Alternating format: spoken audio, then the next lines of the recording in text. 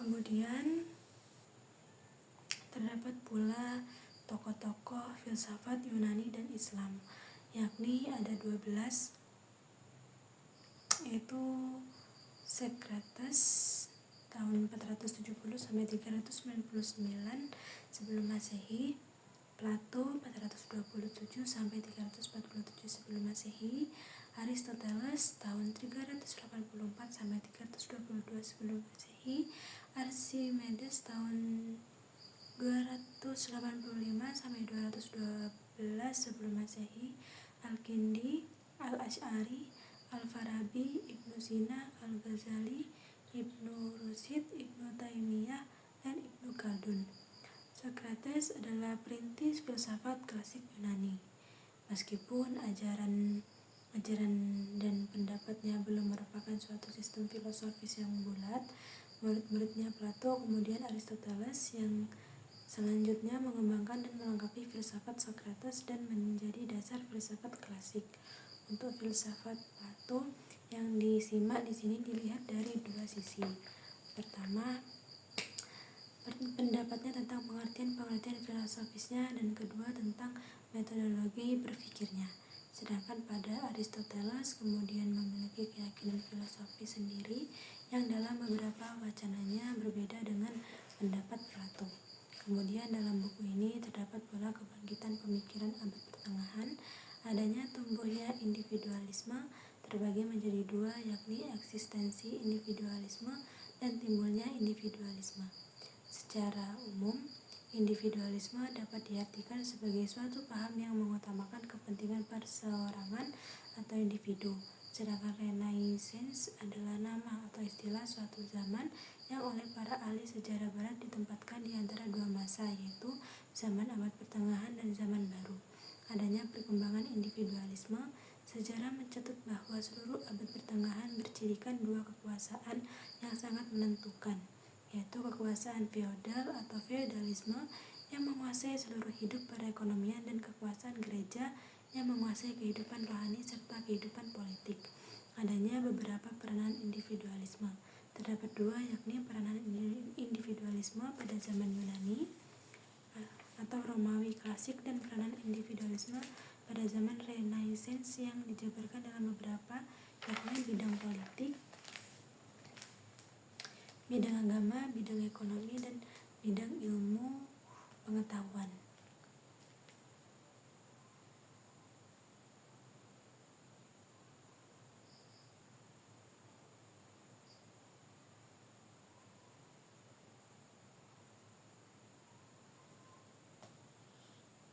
Adanya pokok-pokok pemikiran abad pertengahan terdapat dua, yakni pertama, Renaissance adalah suatu zaman peralihan antara dunia lama dengan dunia modern, merupakan proses sosial yang membawa perubahan pada seluruh bidang kehidupan serta sebagai dasar perkembangan ke arah dunia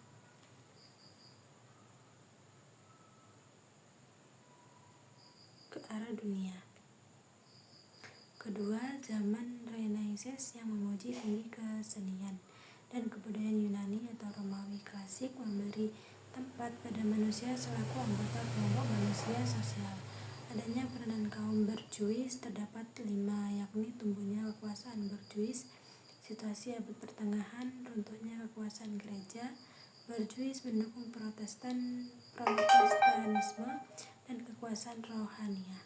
Adanya kelumpuhan feodalisme pada abad ke-14 dan ke-15 di Eropa. Terjadi suatu krisis di mana masyarakat feodal mengalami kemerosotan dan mulai lenyap.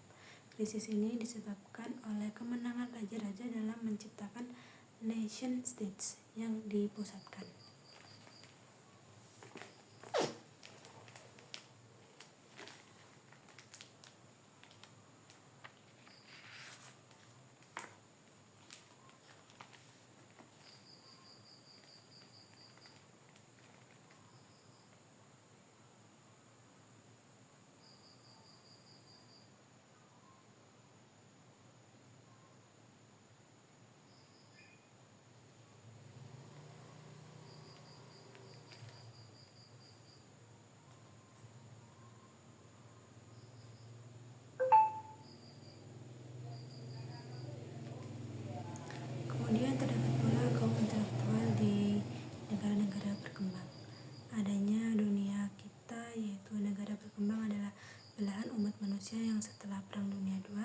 bersama dengan negerinya terbatas dari penjajahan barat.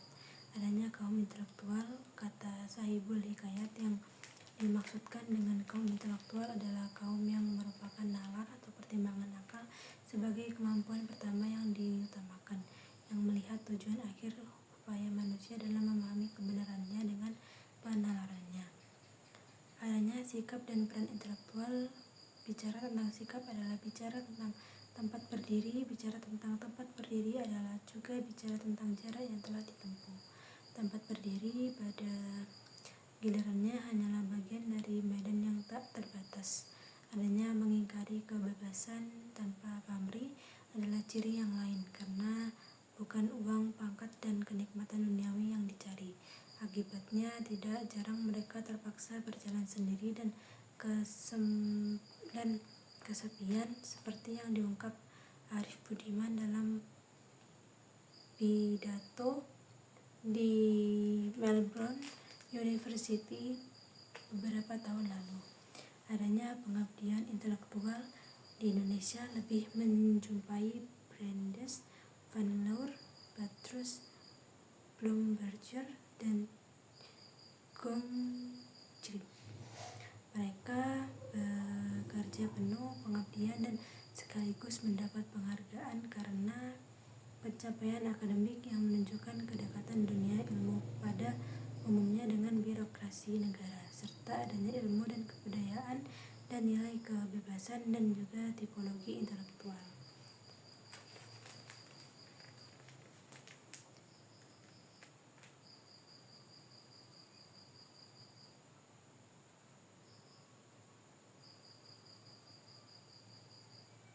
Setelah itu terdapat pula wacana intelektual, kritik terhadap paradigma modern. Adanya paradigma modern, universalisme, dan kolektivisme. Sebuah paradigma adalah alat bagi kaum intelektual untuk membaca segala problem ilmuwan serta kemanusiaan.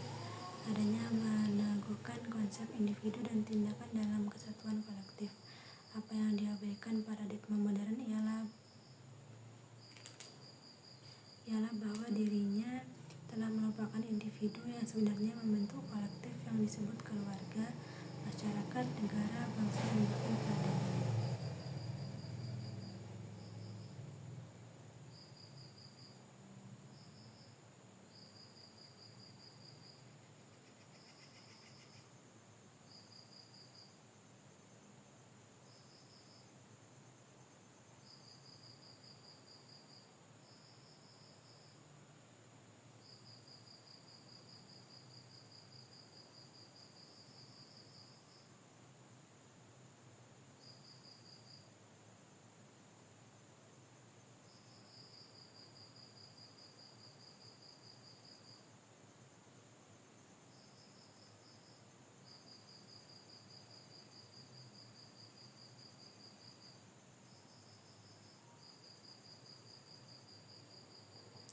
Adanya tantangan baru dalam memerdekakan individu, perlawanan terhadap asumsi universalianisme bahwa konflik mendatang ialah konflik antara kesatuan kolektif yang satu terhadap kesatuan kolektif yang lain. Adanya pula saling berkelindan, ilmu pengetahuan dan kekuasaan saling berkelindan. Bukan saja knowledge is power atau pengetahuan ialah kekuasaan yang memberikan peluang kepada manusia atau ilmuwan untuk mengendalikan alam semesta serta manusia lain sesuai dengan kehendaknya, melainkan power is knowledge, kekuasaan merupakan pengetahuan, dan yang terakhir yakni fungsi sosial. Menurut Gramsci, semua manusia pada prinsipnya merupakan intelektual karena memiliki kemampuan berpikir dan rasional. Hanya semua manusia tidak mempunyai fungsi sosial intelektual.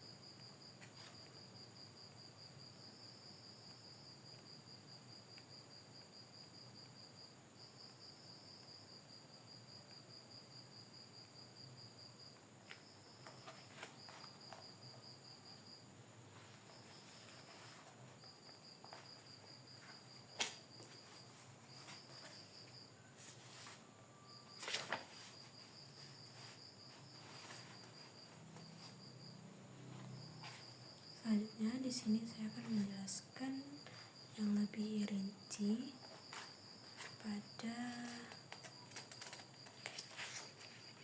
tokoh-tokoh filsafat Yunani dan Islam.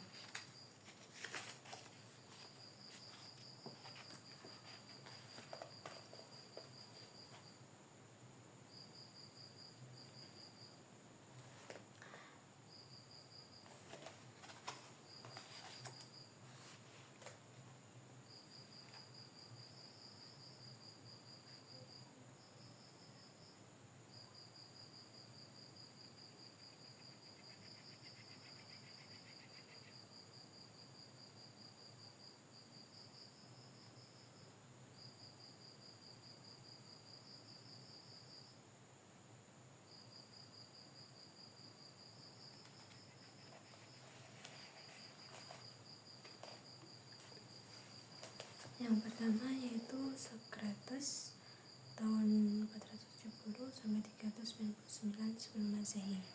Perubahan pandangan dalam filsafat tidak sekonyong-konyong terjadi.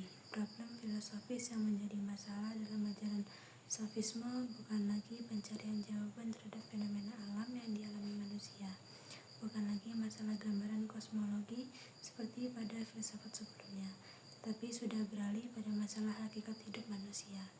Manusia menjadi problem sentral pertanyaan-pertanyaan filosofis, tetapi dalam penjelajahan filsafatnya, sofisme sangat menekankan pada sikap subjektif dan menganggap semuanya itu relatif dan harus dihadapi dengan sikap skeptis. Kebenaran bisa dicari melalui retorika, sehingga sifat kebenaran sangat subjektif.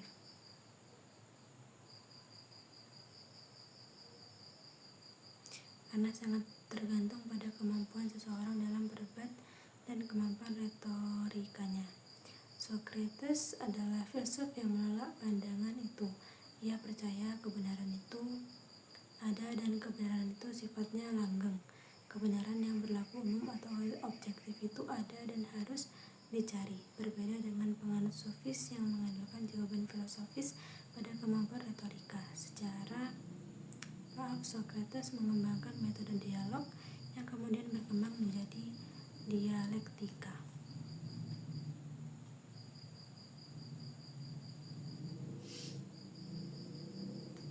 Socrates adalah perintis filsafat klasik Yunani. Meskipun ajaran-ajaran dan pendapatnya belum merupakan suatu sistem filosofis yang bulat, murid-muridnya Plato, kemudian Aristoteles yang selanjutnya mengembangkan dan melengkapi filsafat Socrates dan menjadi dasar filsafat klasik.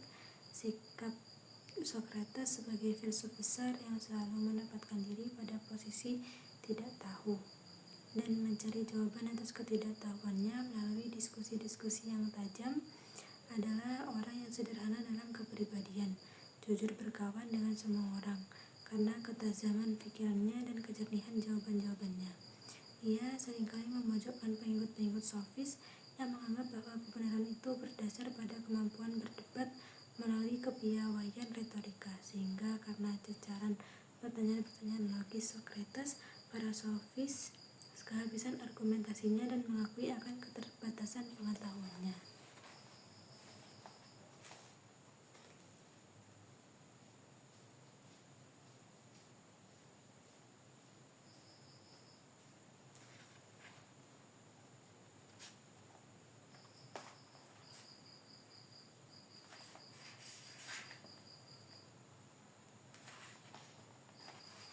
Kemudian Plato tahun 427 sampai 347 sebelum Masehi. Filsafat Plato yang disimak di sini dilihat dari dua sisi. Yang pertama yang sudah dijelaskan tadi itu, yaitu pertama pendapatnya tentang pengertian filosofisnya, dan kedua tentang metodologi berpikirnya. Pada dasarnya di dunia ini terdapat dua unsur utama, yaitu yang tidak tetap dan yang tetap. Yang tidak tetap adalah yang dialami dan dilihat sehari-hari. Ia tidak tetap dan selalu mengalir dan berubah. Kaum sofis, ia bisa difahami lewat pengalaman, sementara yang kedua adalah yang tetap, yaitu yang yang harus dicari lewat proses pemikiran. Pengertian yang dicari lewat pemikiran adalah idea. Idea tidak tergantung dari pandangan dan pendapat orang banyak. Idea tumbuh karena kecerdasan berpikir. Jadi pengertian yang dicari dengan proses berpikir adalah idea. Idea pada hakikatnya sudah ada, tinggal kecerdasan pikir manusia untuk mencari dan menemukannya. Plato memberikan contoh tentang keindahan fisik atau sesuatu benda atau makhluk yang dikategorikan indah. Sebenarnya pendapat keindahan karena melihat hal ini hanya ingatan manusia saja terhadap idea yang sudah ada dalam pikirannya. Sebenarnya yang dikatakan indah adalah hanya gambaran yang tidak sepenuhnya dari idea yang sudah ada. Contoh lain yang diambil dari filosofis bahasa, kata-kata tidak pernah dapat menggambarkan pengertian yang sebenarnya, karena kata-kata yang membentuk pengertian itu sebenarnya hanya bunyi, dan bunyi itu merupakan simbol dari pengertian yang ada di belakangnya. Keinsyafan manusia didasarkan atas bunyi-bunyi yang didengar, bahwa ada arti di belakang bunyi tadi.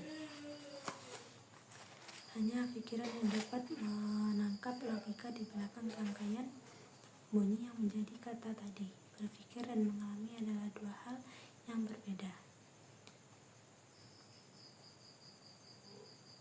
Pengetahuan yang dicapai dengan jalan berpikir lebih tinggi nilainya daripada pengetahuan yang diperoleh melalui pengalaman. Sebagaimana telah diuraikan pada bab sebelumnya bahwa Plato itu merupakan teori tentang dua dunia, dunia yang bertubuh dan dunia yang tidak bertubuh. Dunia bertubuh adalah dunia lahiriah yang terdiri atas unsur-unsur yang dapat dilihat dan dialami yang dapat berubah karena waktu atau sebab-sebab lain. Dunia yang tidak bertubuh adalah yang tidak kelihatan, yang abstrak. Dia adalah dunia idea, dunia yang imaterial, bersifat tetap dan tidak berubah. Namun dunia idea bukanlah suatu konstruksi atau rekayasa pikiran manusia. Ia adalah realita, bersifat permanen dan mempunyai validitas dan kebenaran universal. Dua dunia tadi tidak terpisah. Dunia tidak bertubuh, dunia idea memberi arti pada dunia bertubuh. Sebagai contoh dapat diambil dari dunia matematika.